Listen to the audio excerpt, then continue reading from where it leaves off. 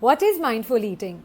Mindful eating is when you don't overeat and you don't undereat, but you eat the amount your body requires.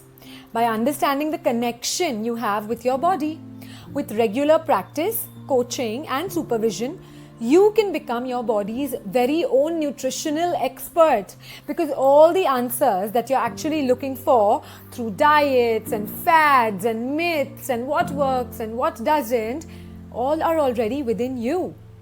It doesn't only help you achieve the body you wanted, but mindful eating also helps you release stress, anxiety, and day-to-day obsession around food rules, what I should be eating, what I shouldn't be eating.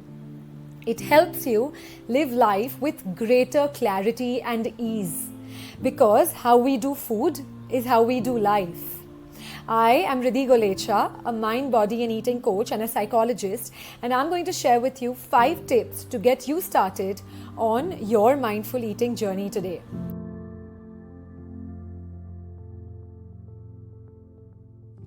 So here goes. Number 1, observe. Am I hungry or am I thirsty? Our body is 70% water. That means we need to replenish way more than we think we need to. Oftentimes, we confuse thirst with hunger.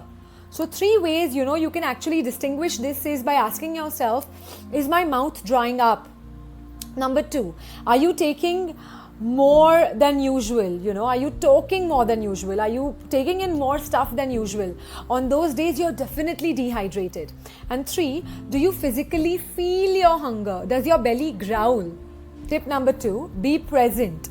Let's avoid tech while eating, because it puts you in 2 places at once. Imagine that you're going boating and you decide to multitask, or rather multi-boat, and have one leg in each boat. So basically going like this. Of course you're going to fall. That's what happens when you are not present with your food.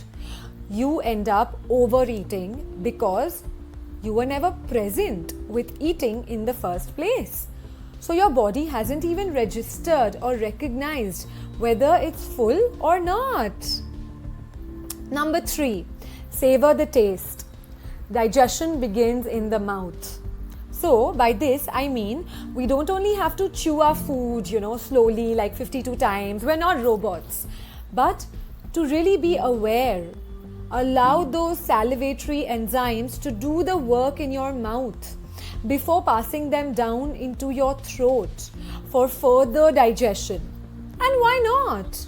You love food, don't you? So why not spend mindful, savoring time with something that you love so much? Number 4, non-judgmental attitude. Respecting and honoring your body, not judging your appetite, not judging your arms, your thighs, just being gentle, because you're on a journey and every journey has ups and downs. Learning to manage your weight without hating your body is the journey that I take my clients on. And trust me, weight loss then starts becoming so easy versus it being literally like a punishment or a sword hanging on our head. And last, the 5th point is the art of portioning. Where are you learning your current eating habits, your current behaviors, your beliefs around eating? Where do your beliefs around food come from? Is it past conditioning or some religious views? Just because we have to finish everything on our plate, it rather go to our waist than go to waste. Sometimes we end up eating food even though it does not suit us, and then we regret it later.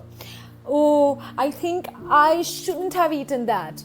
But we end up eating it again either way. So it just becomes like a constant cycle. That's because we don't yet know this powerful connection between different foods and different moods. So are foods really connected to moods? Okay, so research and the psychology behind eating, mindfulness and other nutrition-based behaviors show that yes, they are. And we end up living all our years of life not only know, like we don't even know these facts. And we keep wondering, why am I always overthinking? Or why can't I sleep well despite doing everything right? Or why do I feel moody and irritated sometimes, randomly? Or why can't I follow my diet despite knowing everything?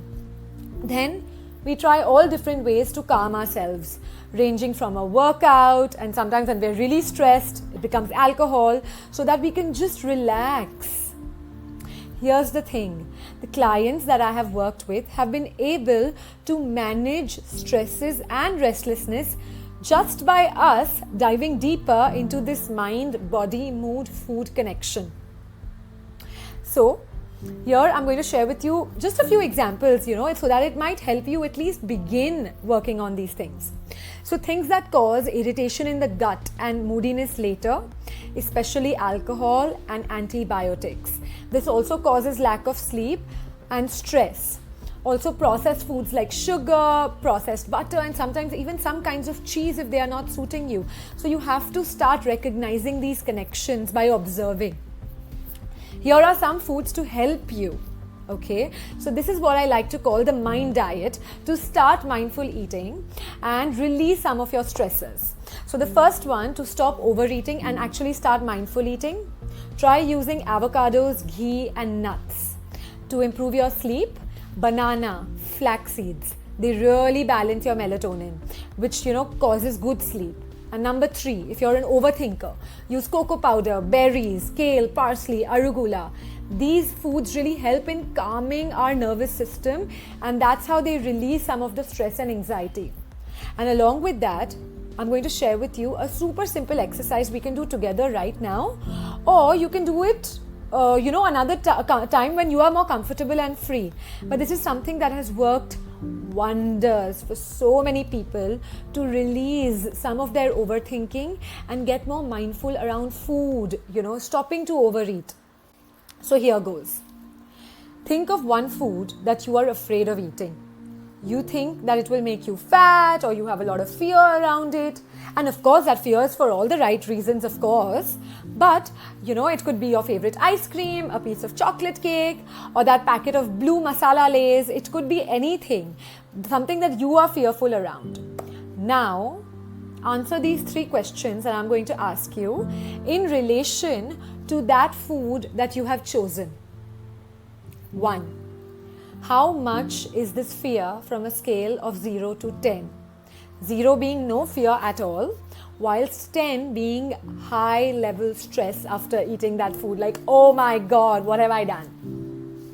Number 2, how do I compensate after indulging in this food? Example, after eating that chocolate cake, the next day I'll skip a meal, or I do 30 minutes extra on the treadmill because I have eaten chips.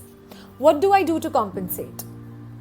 And number 3, what is the worst thing that will happen to me if I eat this food? Will I immediately put on a few kgs? What is really going to happen? These are the 3 questions. And once you've written down these answers, I want you to really see the worst possible outcome, evaluate that score from 0 to 10, and understand your compensatory behavior and momentarily accept all these outcomes. Then, when you actually eat this food the next time, just start noticing these scary thoughts. And at the same time, practice the 5 mindful eating tips that I shared with you. Observe your hunger, be present. Savor the taste. Don't be judgmental to yourself. And finally, practice the art of portioning. I am Riddhi Golecha, a psychologist and mind-body eating coach, and I do one-on-one sessions literally around emotional eating, managing stresses and emotions because they can get tricky, overeating, weight and body positivity, and any health issue you've been facing and you've tried everything under the sun and are looking for a more sustainable, holistic and long-term approach to simplify health and make food and dieting and emotional health the easiest thing in your life. Basically, it's a customized and a very results-oriented plan that I use, which combines nutrition and psychology. And just for you to understand, because it's such a new concept, feel free to reach out to me for your first free discovery session so that we know what's happening, and let us know how this journaling activity also goes. Thank you for listening, and I hope this was helpful for you. See you soon.